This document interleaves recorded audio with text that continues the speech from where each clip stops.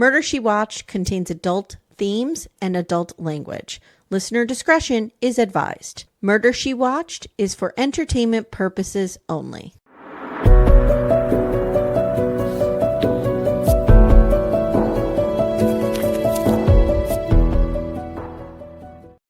Hello, couch detectives. Welcome back to Murder, She Watched, the podcast where we solve murders from our couches. I'm here today with Becca. We are in another episode of Monsters of God. Becca, how are you feeling about this show? This show is so interesting to me. It's not as outrageous as like Joe Exotic or Chimp Crazy, but it's just as bizarre. Yeah, you really, and I've said this before, and no disrespect to Eric Good, but he doesn't exactly know how to tell a story well. Like there's a lot of it's all over the place. Yes. But he has a real knack for just bringing us the wildest characters. Like keep them coming. Keep them coming. Larry Loveless, keep them coming. Keep them coming. Yeah. And it's interesting to me about how really all of these people are connected, from Tiger King, from Doc Antle, like they are all it's a handful of people who know each other. Yeah, and so Mario. Bizarre. Everything comes back to Mario. Old Scarface down there in Miami. Man, oh man, Mario. Is there a world where you could be attracted to Mario? I was watching this and realizing that if I was alive, well, I was alive in the 80s, but like a girl, a woman in the 80s, Miami would have ruined me. I would have wanted to be next to him with Jaguars and a thing of Coke on my lap. I would have wanted a gun in my in my purse. Yes, I would have been a menace. Yeah, I feel like I could have gotten swept up in the Mario of it all. I would have been like, "Oh, you want to take me back to your house and show me your ocelot? I'm in." Yeah, yes. He would have charmed me in a nightclub for sure. Now, would I have been in a nightclub? I don't know. Maybe in this alternate universe. Yes, Amy and Becca in the 80s, in their 20s, in Miami nightclubs. Sure. Oh, we would have been rocking it. Miami couldn't handle us. No. Good thing we weren't there. Thank God. Thank God.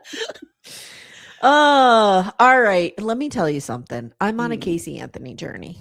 I know you are. Do you want to share with our listeners like your view of Casey Anthony? Like, do you remember that case? Did you follow it? My viewpoint of Casey Anthony, murderer, horrible woman, bad mom. I agree with you that she's all those things. And let me tell you, we're watching. So over on Murder Club, we're doing our like deep divey stuff. Yes. And we're doing Casey Anthony, Where the Truth Lies, Becca. And it was on Peacock. And it's like, I don't need this windswept, bleached out, soft music. No. Casey on a beach crying about Kaylee. No, thank you. Crying? Oh, yeah. Stop. She doesn't remember what happened that day. She just remembers her dad had something to do with it. Does she remember she had a daughter? It's bad. I'm telling you right now. It's I guess the one saving grace in the whole situation is that she hasn't gone on to have more kids. She really has not. Yeah. But I will say this. The only people in this documentary that I think she paid for and produced, I don't know, who are defending her were the people who were on her defense team, like literally paid to defend her. Oh, the lawyer she slept with. So she can't find anybody else. Wow. She's like living with one of them that she has like a dad-daughter situation with, and like a couple other, but they were all on her defense team. Weird. It's not like legions of friends coming out to defend. Yeah. No, and whatever. Even there's so much mystery around her, and then it doesn't even help that her parents are weird. Like the parents are weird, the dad is weird. The parents are a problem. I have so many questions for our deep dive. Like I need to go into it all. Yeah, because I have so many questions around George in particular. Yeah. And I think this is one of those puzzles where it's like when you figure out this, maybe this becomes clearer. if you're not watching on video, you can't see me doing hand things. She's raising hands up and down, putting puzzles together. Yeah. The hierarchy of this. Like when you unlock the George piece, then Everything else makes sense. to fall into place of the Casey. I don't know. I don't know. Remind me again, and I can never remember this. Is he her real dad or was he her stepdad? He is her real father. Oh, he's her real biological dad. Yeah. Okay. Yep. So there's like some, there's a lot of speculation that he was a gambling addict. He was a cop, but not a cop. He was like kind of not. And two things can be true, right? You can be a terrible husband and father, but not a murderer. So like we need to figure this out. And I hope you guys join us over on Murder Club because we're going down the. I'm already going to get a board. I'm going to get some string. I'll be ready. And also on Murder Club, real quick, we're doing true crime headlines twice this month. So when you guys hear this, it'll be Becca's turn next. And you and I will meet on a Tuesday and we will bring a couple headlines we're following. Yeah. And chit chat about them, which is, kind of new. It's a new thing for us to do. We're not watching something and then. Yeah, I've been taking some notes of things I have been hearing and listening and want to do a little bit more on. Okay. Are they going to be animal related, Becca? I mean, I can't promise that it won't be because, this is my new identity. So I told this story on the McBee dynasty, but we went to the pool this weekend. We went to a hotel. We're having a heat wave here in the city. And instead of making adult friends, my husband and I made children friends and we're entertaining all the children at the pool. But at one point, my husband and I were just kind of like away from them and like, he was kind of like floating me around and we were goofing off. And a little boy goes, "What are you doing?" And my husband turns and goes, "Oh, we're doing aqua therapy from Landman."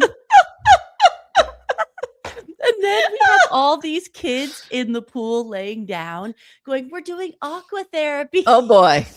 I hope it wasn't the kind of aqua therapy that Sam Elliott was getting.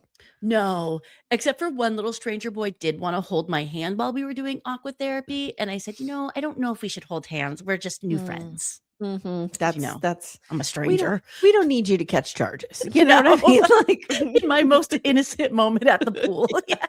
I was trying to be like a mom to this kid. And now I'm in jail. Just teaching him about therapy. Well, I'm glad that you were able to escape the heat wave that is happening. It's very hot. Boy, you guys are really getting hammered out there. And are there fires? Well, 2 fires were burning and those are under control. Okay, good. But I guess there's a lot of fires in Oregon and Washington burning right now. Yeah. And so we're getting some of that thick air they said is going to probably start heading our way here. Yeah. Couch detectives who are in the Pacific Northwest. Hope you guys are safe. This is it's tough. It's a tough season. All right, my friend. So this is Monsters of God, Season 1, Episode 2, Operation Cobra. Man, oh man, the characters we meet. We get quite the introduction to Agent Loveless. And he's a real man, not a character. Like he's a real guy. Yeah. And he tells us about how DEA agents always seem to have the same story. You buy drugs undercover from some dealer and they always say, "Puh, I knew you were a cop." And then we're like, "Fuck you. How stupid are you then that you sold drugs to a cop?" And then he says, this imaginary drug dealer, like they'll say to you, "You better watch out. I'll come to your house one day." And Loveless says, "Bring it on, motherfucker. Yep. I fantasize about someone like you coming to my house. I masturbate at the idea of someone like you coming to my house." And then he sits down in this very ominous space of all guns. He has a room that looks like it would belong in the Smithsonian Museum. My brain went too fast there. How scared are you of this guy? Is it weird that I'm actually kind of attracted to him? It can go one of 2 ways with us. I'm toxic. Yeah, I'm toxic. I'm slightly scary. I'm terrified of him. About him that I was like, man, look at this man. He's very confident. Am I attracted to bravery? Oh, maybe like you're attracted to like a little swagger. Yes. So. Anyways, we would agree on nothing, he and I, in life, but no.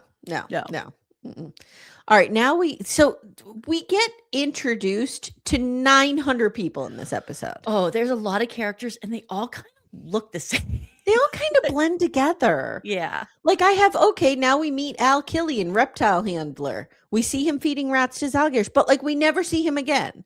So Yeah. why did we have this? There's just a lot of fast scenes of people and their reptiles.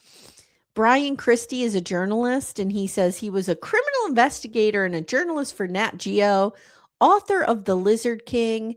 And he says he always looked at this world like he looked at organized crime. Very same. Very similar. And he says he was in Florida investigating Hank Molt and Tommy Crutchfield when he found this other dude, Ray Van Nostrand. Mm-hmm. He filled the void Hank and Tommy left when they went to prison, and shit got wild. And now we're introduced to Ray. I don't know about the ethics of having Ray on camera because he is in full-blown dementia. Yeah. He says, you know, his family says he has Alzheimer's or dementia. I can't remember. I think he has both. Yeah. Yeah. And so he doesn't remember anything. And it almost feels like, should we be asking him? Like, should we be watching this? Because who knows what he could say? And you, if you notice, his son is always right there next to him, like almost like, "Hey, Dad, you didn't kill anybody." You know, Yeah, it's very like we went through this with my grandmother and my father's mother. She had both and suffered for a long time. And like the thought of putting her on camera, like she was always so scared. Yeah. And so vulnerable. I just would never have put her on camera. I don't know. I mean, I'm just bringing it up. Like it felt like a choice, you know? Unless you know your dad is faking. Not saying he is. Could he be faking? But, you know. To get out of some charges. Charges are flying by. He's trying not to catch any. Yeah. So he was real into volume and wholesaling and wholesale, right? Yeah. And he says, get whatever you need in the you could get whatever you need from Ray in the reptile world. Like everything, he had everything. Mike, his son, says Pops was real into reptiles, but just selling them and real into, are you ready for it? The art of the deal. Yes. And I was like, he's a born salesman. Yes. I think they use the phrase, he could sell like snow to an Eskimo, which I don't think is a very proper thing to say anymore. Yes, but they say it in the we'll film. go with the Tommy Boy version of it. Like I could sell ketchup popsicles to a woman wearing white gloves. There we go. So we see an interview with him, and Eric is asking him where he was born, where he met his ex-wife Elaine, but he doesn't remember any of it. No, it's actually really sad. Then we meet Elaine, and she tells us that he's a diabetic who has Alzheimer's, but I think one of his sons says dementia. So I think he does have both, maybe. Yeah. And she says they got married in the 60s, and they went to Florida on their honeymoon. And while they're on their honeymoon, he's like running around catching snakes. I'd be like, who did, like the show, who the fuck did I marry? I would be saying. Yeah. It's like, these are like, I feel like these are the guys that Rob looks up to. Rob from Traders. Rob Roush. Yes. I hope we see him. Oh, please. Oh, that would make these two ladies of a certain age very happy. Yeah. Yeah. Maybe I'll just go on Instagram later. There you go. He starts a business near the Bronx Zoo selling exotic animals. And, you know, we again get this. There were no regulations. No. Everybody's just doing whatever they want. Yep. And then that pesky 1973 Wildlife Act. Ugh. We couldn't even have any more orangutans. Rude. And he is drawn to Florida now because his buddy's like, you got to come down here. Nobody follows the law.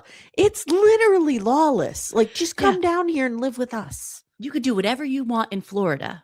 That's what they're like. I feel like that should be Florida's state motto. Still, you can do whatever you want. Elaine says, I do regret moving to Florida, but we did it. It happened. They had a good life at first. Mom is a school teacher. Dad's snake hunting and shit. The boys are going with him. Everything's fine. They have 3 sons. Everything's fine. Yep. He gets a job at Pet Farm, and he starts to meet shady characters. He starts to make really good money. On commission, Becca, he made $100,000 his first year, and this was in the 70s. Selling reptiles. Wild. What? I mean, I didn't Are we know, in the wrong business? I didn't know it was so lucrative. Can I own a reptile store if I don't want to touch any of them? Yeah, you have other people who work there. Or You'll like be I able have, to. Yeah. I have one of those clippy things because I'm so Yeah. short. I have one of those to reach things up high. Like maybe I use that on the snake, like just a little pink. I I'm see going to them clip you doing and those. move you. Yeah. Mhm. Yeah. Ray had good instincts. People loved him. He loved indigo snakes. They were his favorite. They Mhm. were illegal, but he didn't give a fuck. Nope. He had a whole pit full of them. We meet Stan, who is really a big Trump supporter, wearing that Keep America Great hat. In a room full of animal heads. Yep. It's a And he choice. says, Ray and I were superb indigo hunters. And we get this whole thing about how beautiful these snakes are. I'm sorry, I'm just not seeing it. I mean, they showed one of them and it was, it was black. I don't think it's better than a rainbow. It just looked like iridescent-y black, but it was pretty. I mean, here's the thing. I'm not a reptile person, but I'm not afraid of snakes. Like I'll touch snakes and stuff like that. But like, I don't look at a snake and go, oh my God, that's gorgeous. But again, other people don't look at Sean Penn and say, oh my God, that's gorgeous. So everybody has their thing. So Steve does. Steve does appreciate the patterns and the beauty. Mhm. And he was commenting on how beautiful some of these snakes and reptiles were. Okay. Yeah. Everybody has their thing, So Mike says, I remember one day I came home from school and like the whole house was swamped by fishing game. Yeah. And they had seen the indigo snakes. This was a problem. So Ray wasn't there. It was just Elaine and the boys. And they took all the snakes out and they arrested Elaine. And she's like, I didn't even know these snakes were illegal. Yeah, of course I showed them where the snakes were. So what do you do? What's the move after you've already been caught? Mm-hmm. Now you go to drugs. Why not? I mean, snakes, wax. Let's get to some coke. Let's get that coke going. Man. Miami, huge place for drugs. I'm not telling anyone anything they don't know. In the 80s, it was crazy. Yeah. It just seems like Miami was lined with coke in the 80s. Like, just put instead of sand, it was just coke. Oh my God! Instead of sand, just coke on the beach. Yes, not sex on the beach, coke on the beach. Just coke. That's it. Yep. Smugglers would fly the coke in by plane, so it was close to South America. Obviously, the temperature was warm, so like you could smuggle these animals in and put coke in the animal. Like it's a whole thing. And we have to look at like the political time. There's a lot of like deregulation. Yeah, it was a wild, the 70s, a wild time. It's wild. Elaine says Ray got hooked on drugs at the pet farm. Sentence that none of us should have to say about our husbands or spouses. Yeah. And she goes, let's just say he wasn't a good husband. Yeah. Elaine has been through some shit. Yeah. I think this is where she says, and this starts the worst 10 years of my life. This poor woman. Okay, now Mario Tabrawi is back. Remember him from the Tiger King and from Doc Antle. Yes. And I just wrote, God, this guy's everywhere. And they call him the cocaine cowboy. Like he's everywhere. And Mario was very smart because he's like, I'm going to combine animals and drugs. Yep. Was he the one? Somebody was asking me, was he the one that used to put the coke in the snakes? Yes. And he didn't care if they died or not because they weren't his favorite snakes. Yes. We learned that in Tiger King. Okay. I couldn't remember. So the best of both worlds were the animals and drugs coming in together, and Ray and him become very good friends. And Mario owned Zoological Imports. These fucking names. Why do they try to make himself sound so fancy? I'm going to be very suspicious if I come across any businesses with Emporium, Enterprises, like imports, anything like that. I'm going to be like, Pier 1 Imports. I don't know. Is there a snake in there?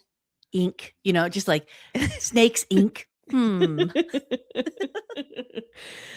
He just had guns and money and drugs and animals everywhere. And Ray is real enamored by him. And he quits Pet Farm and he goes over and he's working for Mario. Back to Larry Lovelace. He says Mario's like a bad penny who keeps popping up. We met him in 1985. Lovelace was assigned to this new drug trafficking case. And he says, my nickname was Pool Table because I was green and square. He's so cute. You do have a crush on him. I do. Yeah, I do. Is he a holdie? Would you say he's a hot old guy? Yeah. He might be a holdie. He's a holdie. Yeah. Yeah. All right. So Guillermo Tabrawi is Yes. Mario's dad, and he was a kingpin as well. And they were trafficking like $70 million.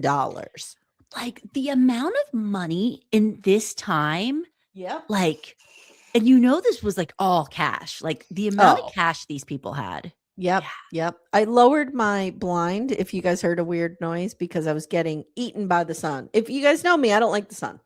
It was coming in my window. Get away from me. I really don't. I'll be outside in the sun for 2 minutes and I'm like, I'm so hot. I have to go in. Oh, I'm like a little lizard. I just want to like soak up the sun. My dad's like that. He could lay out in the sun in his yard for 9 hours. Yeah. Like, what are you doing? Not once get bored. No, Steve needs to be entertained. He can't just sit out in the sun. Same. Larry Nash was their informant for this Operation Cobra. And they wired him up and he was like negotiating a drug deal. Yeah. And then all of a sudden, Larry gets taken, thrown in the back of a Mercedes, and suddenly there's a thunderstorm and they lose the transmission. Yeah. Poor Larry. How scary. Now, we heard about this in Tiger King. Yes. Because this is the informant that supposedly was dismembered and like all these terrible things happened to him at Mario's house, but yet somehow Mario's not involved. Yeah. He didn't know. He didn't know what's happening in his property. There's even talk about like they played soccer with his head. That was gross. What? It's because it's all that coke too. These people are scared. Scary. I mean, I'm scared. Yeah, I'm scared. They break into Mario's office and they bug it. God, I would love to listen to those tapes. It's probably like coke, hookers, coke, lizards, snakes. Bring me all of them. I love when they're like, after we got sick of hearing about all the sex all the time, and there was a lot of sex. Oh, this guy was banging everybody, and he was banging everybody's wife. Yeah. Like you just came over and you knew you were going to be having sex with him. It didn't matter. Yeah. Loveless says they called Ray Van Nostrand because he used so much coke. God. I wonder if he had the issue with the, how it be like through your nose. Yeah. Ooh. And then they show all these pictures of Ray from the 80s, and he's not that good looking. No, Ray, I'm not into at all. But he's got like all these gold necklaces. He loves gold. He's always on a phone. 100%. Yeah. He kind of looks like current day. This is a real deep cut. Kurt reference only. He kind of looks like Uncle Fester from the Addams Family movie. Yes, but like in a tight polo. Yes. Yeah. Totally. I was obsessed with that movie. The one with Angelica Houston and Raul Julia. I was obsessed with it. It's so weird. Such a weird obsession. So weird. We get a little bit from Dwayne Cunningham. Remember him, the clown? Yes. And he's telling us about the kimono dragons. And this is what, did I get that right? That my mother was obsessed with the kimono dragons? Yes. Okay. Yes. So seeing one, I was like, oh my God, my mother is going to be into this. They can grow up to 15 feet long. Ooh. Like I'm only 5 foot. That's like 3 of me. Oh my God. That's terrifying. That's like I'm looking at my couch right now. They could get as big as my couch. Oh yeah, probably double. I don't need to go to that country. Where are they from? Couch? Indonesia? It's. I mean, both Steve and I can lay on it across and have room. Okay, all right, so, yeah. It's probably as big as your couch. Could you imagine? No, I'm staring at it. A lizard? For it. That's more like a dinosaur. Doing what? Eating me? Ooh. No. Ray calls up Anson Wong, remember him? Oh, and he's like, we need to get kimono dragons into Miami. So they do this whole thing where they're putting the babies in with the monitor lizards, water monitor lizards.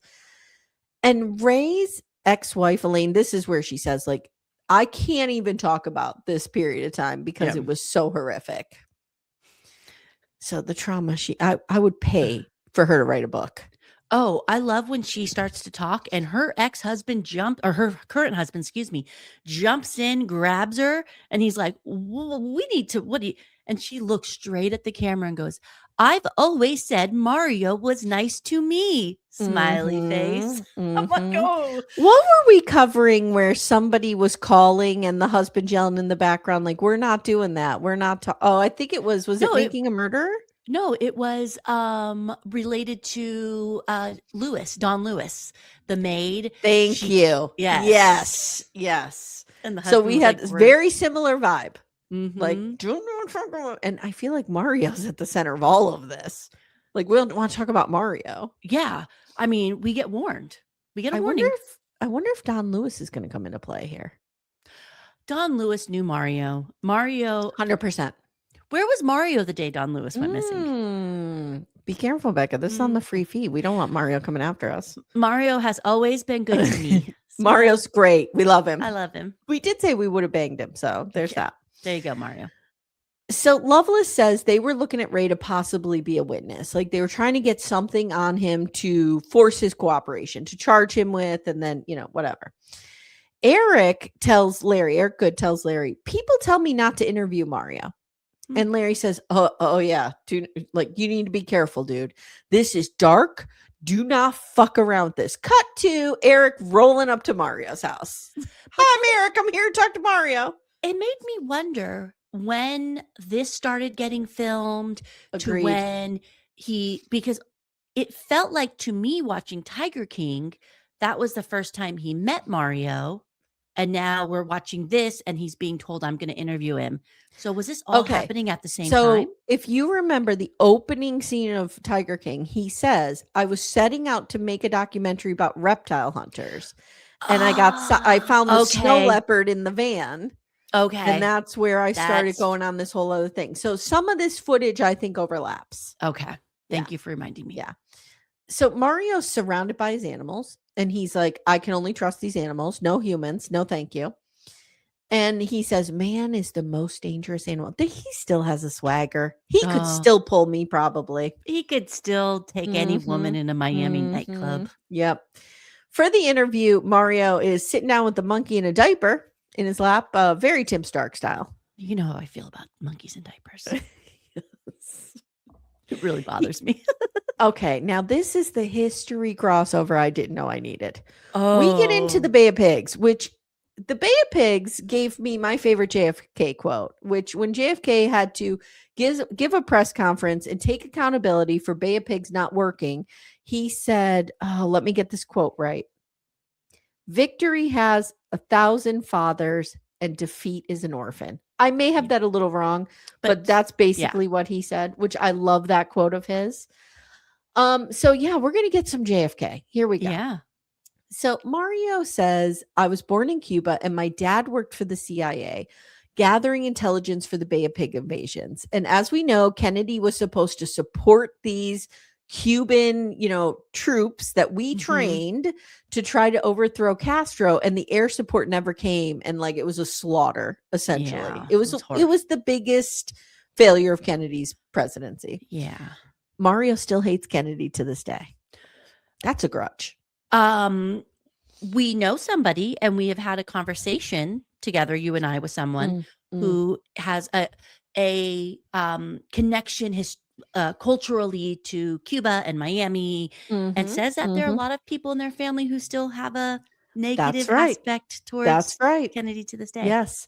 Kennedy is, I can see it. And the older I get and the more I look at American history critically, I could see how Kennedy's not what people make him out to be. He's really lionized in history, but I will always tell you it was RFK who solved the Cuban Missile Crisis, not JFK. Yeah. But whatever. I'm not going to go down this path. We have we have a romanticized idea of him who he is today. Yes. 100%. So Larry Lovelace says, we had trained, in other words, these were Cubans coming to Miami, hating the government, hating the country, who were trained to be military operatives. Yep. So they're here to fuck shit up and they have the ability to do so. We basically trained them on how to smuggle drugs because we taught them how to smuggle themselves. Yeah. So Mario says, I went to work in my dad's jewelry store and the Bay of Pigs guys just started bringing drugs in. And then he tells us about these houses he bought. And basically he's 23 years old and he's making millions of dollars. It's crazy. Yeah. He And really loved those houses, though. He really did. They were round. They were really kind of cool. They were pretty cool. And he said they were kind of like near the entrance to the Keys, right? Is that what you were getting? Yeah. I hope they're still there. If they're there, I'll take a picture.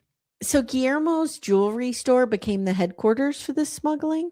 Now, you know, I had that crazy uncle who lived in Key West at this time. Oh, yeah. I'm wondering if Uncle Tony was involved in a little bit of this.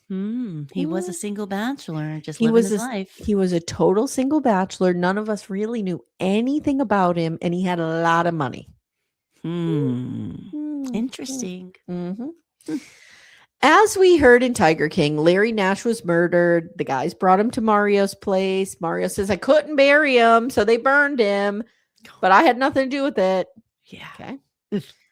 When his parents were divorcing when he was a little kid, he got real into animals. And there's this weird story about like his mom takes him to a psychiatrist. And the psychiatrist is like, and this is not a thing. This is not a thing. A psychiatrist doesn't go, bing, check mark. There's nothing wrong with this kid. No. Please get him a pet. That's not what they do. No. So meanwhile, now we go back to Ray. Ray is kind of getting real into guns. Yeah. Loves guns. If you love guns, Florida's a great place. Yeah. Loving guns. Just buying them up. He loved machine guns, Becca. Sometimes he would lose them. He'd be like, where's my machine gun? Elaine, Ray's ex, is talking about government connections, and she brings up Iran-Contra, and that's when her current husband is like, girl, you gotta be quiet. I don't know what you're talking about. You're bringing up Oliver North now? Like, stop. And this is when she goes, everything I said is common knowledge, and I like Mario. He is very good to me. Okay. Do you think she banged him? Do you think she banged him? She was Ray's wife. The secrets, the things she knows, though, that she doesn't even know she knows. Do you know what I mean? Like, yeah. There's talk later. Ray's son is like, there were people in our house all the time. Like, I was 16 years old walking around, and some dudes like walk around my house, and some dude that I don't know is doing coke in my bathroom. Yeah. And he said, like, I had a gun on me. I had a Mac 11 on me because I thought every day would be the day I had to protect my mom. Could you imagine? No. Literally Scarface is happening in this kid's house. And this is a school teacher? I mean, Jesus Christ. I'm still in therapy because I didn't get Tubtown when I was a kid. Can you imagine the therapy these people have to do? Oh, well, I hope I'm also in therapy because I have teenagers, but that's a whole other thing. Yeah. I hope Ray put a lot of that money aside for therapy. Oh, yeah. Becca, could you imagine? We should show our children this shit and be like, you think you have it bad because we like ask where you're going or want you to get a part-time job? Take a look at literal Scarface happening in this young man's house. I've never asked you to need to protect me with a Mach 11. No. Now they're going to arrest Ray on coke dealing and try to flip him. And Loveless goes, knock, knock, knock. We're the police and you're not, motherfucker. It's 0 dark 30. We're here. I'm like, dude, you need to take it down a notch. Like, that's my favorite line, though. Knock, knock, motherfucker. We're the police and you're not. I know. I'm going to knock on Maddox's bedroom door tonight. Knock, knock. I don't really want to call him motherfucker. Knock, knock, mofo. I'm your mom and you're not. I'm the parent and you're not. So Ray's arrested. And Loveless tells us at the time of his arrest, he decided to decline my very generous offer to work with us. But Elaine is like, dude, you need to turn state's evidence. Like, I don't know what you need to do here, but you need to get us out of this. So he does. He agrees to testify. And they arrest Mario and his dad. And it is like cocaine paradise in Mario's house. And Loveless is getting his picture taken with all Mario's stuff, like, ding, selfies, ding, ding. He's like, I wasn't even in the area, but I hightailed it over there. Cocaine Palace. I headed over. Yep. Someone threw $50,000 out the window and hit an FBI agent in the head. What? Let me ask you a question, because, and this is, we're going to go off the record here, quote unquote. Okay. It's the 80s. Yes. Bunch of DEA agents are raiding this house. They find millions of dollars in cash. Oh, I'm taking some. does that cash go back to the police station or does some fall into pockets? Some falls into my pockets. I'm going to take some. Yeah, of course. Because I'm like, I wonder if that agent just kept that $50,000 that hit him in the head. Yeah. I don't know if it's the 80s. That's why he ran down there. He needed some money. He's like, let me in. Loveless is like, bang, bang. I'm the cop, motherfucker. Let me in. I need 20K. No, let's be off the record. If I was going to live a life of crime, I'd be a bad cop. Yeah, that's a good one. Yeah, you have a good cover. Yeah. Mm-hmm. I wouldn't do anything that would like get people killed. I would just like skim from current criminals. Yeah, I would be knocking on the door saying the cops are here and I'm the cops and you're not, motherfucker. Mm-hmm. Yeah, I would be bad. I would just go straight to my head. Just power trip with that badge. Power trip. Yeah. Good thing I'm not a police officer. Good thing we're not police officers. And we can't be jurors either. We've learned this. No. Yeah. So they're charged with trafficking marijuana and facing 45 years, Mario and his dad. Wow. Mario's also charged with covering up the murder and mutilation of Larry Nash. Yeah. He's also charged with the murder of his first wife, Maria. I'm like, what? What? Yeah. Now there's a murder? He denies that one, though. He said, not me. Not me. She was shot 10 or 12 times in the face, but I don't know what happened. Yeah. She'd been threatening to turn him in, and Mario allegedly ordered her killing. But according to the hitman, he did this with the silencer that he got from Mario. Mario got it from Ray. So this ties Ray into too. Oh, my God. So Ray testified for 3 days, and Mario says, Ray is a piece of shit and a liar. Mm-hmm. I would never want to be on Mario's bad side. No. Because somehow, Becca, he gets out of this.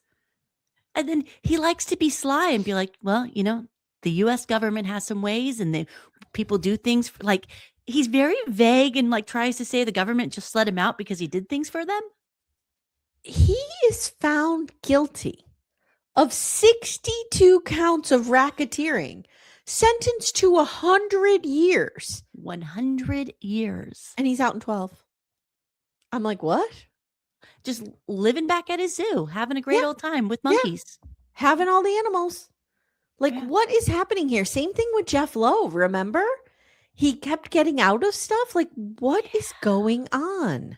What do they, who did Mario give? Like, there has to have been something, you know what I mean? Like, do you think that Miami Vice was involved in this? Like Crockett and Tubbs were down there? Oh, for sure. They were the ones handling the case. That's why he got out. I was so in love with Don Johnson when I was a kid. I thought he was so hot. I don't really remember. I remember like Miami Vice coming on, but never really watching it because it was probably 10 o'clock. I remember him more for Nash Bridges. Oh, yes. Yeah. Mm-hmm. So Miami Vice ran from 84 to 89. Oh, yeah. And I think they were...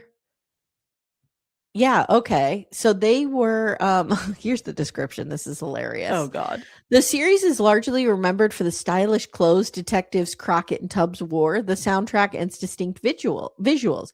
But beneath the veneer is a surprisingly dark cop show. The cocaine boom of the 80s in Miami framed many stories about drugs and murder, with Crockett and Tubbs often resorting to violence in the course of their work. Okay.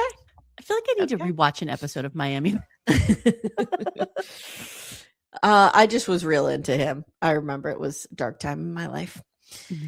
So Mario can't even talk about it. And he tells Eric that he's like, I'm not telling you how I'm out of prison. Yeah. You're not getting the secrets here. Loveless says, I have put away a lot of people, a lot of bad people. He's the one I still look over my shoulder for. Yeah. Ugh. Thanks. Good. Ray was in the bathroom doing coke while he was on trial. As one does. This guy, how much coke can you do? Well, don't dare him. Don't dare him. No. Elaine says, I'm out at this point. She's like, I'm done. I'm taking my sons and I'm out. Yeah. Ray ended up being convicted and got a 5-year sentence, but he got it reduced to 1.5 years. Ray does not even remember going to jail. No. I mean, I No. guess that's a good thing. Yeah. Okay, so the ending was a little bit of a twist that I did not expect. Yeah. So What are we as gonna see Becca said next? earlier, like the whole time we're seeing Ray, his son Mike is like right with him, making sure he's Mhm. saying the right things, doing the right things. And we find out at the end that Mike ended up taking over the business, made a ton of money, and did it legally. Mhm. But then Until dad came to work for him when he got out of jail and everything went south. And he yeah. became the Lizard King. Mike became the Lizard King. Yeah. I mean, And I what's thought that was Jim Morrison, but hey, whatever. and what's crazy is you see the other brother, Ray Jr., who's the eldest, Mm-hmm. and then but we never see the youngest. No, we don't. Hmm. Is he dead? Oh, I hope not. Did he get caught up in crossfire between Mario Is and he Ray or something? is he in jail? I don't know. You can't I trust don't. these Van TBD. Noses. TBD. Guys, let us know what you're thinking of this series. I'm enjoying it. I'm enjoying it. Yeah. If you're scared about getting the heebie-jeebies about reptiles, you Mhm. really don't see them that often, and it's very fast when you do see them. I Yeah. agree. And I enjoy seeing the different kinds of reptiles that I have not seen before. Yes. Like the kimono dragon. Yeah. You don't see them a lot. I've never seen an indigo snake. My- I've seen my- 3 of them now. My mother wants to see one of these kimono dragons in person. How Maybe do you have I to do this go. without taking her and supporting a roadside zoo? I feel like the National Zoo in Washington might have one. Do I have to take her to Indonesia? Ooh, Not that'd be doing that. nice. Not Yeah. doing that. I'm not going on that flight. You know me with flying. I feel like there's a lot of bugs in Indonesia because it's warm. Mm-hmm. They've got those big kimono dragons. They got to eat big bugs. Yeah, that's true. I'm going to pass. All right, guys. Thank you so much for listening. We hope that you're enjoying this coverage. Stay tuned every week. We'll be back with a new episode. And we're also covering, Becca and I are going to be doing the Idaho case, the Idaho Yeah. murders. Oh, yeah. Are you prepared for this mentally? No. I have heard, though, a lot of people who have watched multiple documentaries and are up to date on this case say the one we're going to watch, the Netflix one, is one of the best ones. So, Okay, good. And I good. did hear that the one former one, which was One Night in Idaho or something like that, had featured one of the families, and this one has a different family. So Okay. that's good because the families are, all talking, which is nice. Yes. And for those of you worried about Becca's mental health, I did give you an out. You did not have to cover this with me. But Yes, you have graciously agreed to. Yes. And we're going to hold each other through it. We'll hold each other. We'll be okay. I feel like I need to know what happened. I mean, I understand. I know the high level, but I do too. really don't know any details. I never really watched. I haven't really paid attention because I wasn't emotionally. I couldn't. Everything brought me to tears every time I saw something. Same. So, and now Koberger's like trying to change his plea and stuff. So like he's back in the news. So we'll see. We'll see what happens. And there's this manosphere guy who's like on TikTok, like all excited that he's going to get a new trial and he's making noise. So I'm keeping an eye on that. Yeah, please do. All right, guys. Thank you so much for supporting us. And if you want to connect with other couch detectives, like-minded individuals, we do have a Facebook group. Yeah. And the link is in the show notes and you can jump in there. We talk about like current cases and we talk about the documentaries and stuff. So it's a great place. And we have a lot of people who have like personal or, regional connections to some of these cases and they share cool stuff. So it's I like it in there. We get a lot of local news stories, I've noticed, which highlights victims. And I really like that because we get to learn more what's happening around the country. Agreed. All right, everyone. Thank you, Becca. Thank you. Thank you. This has been fun. And we'll see you guys next time. Bye, guys. Bye.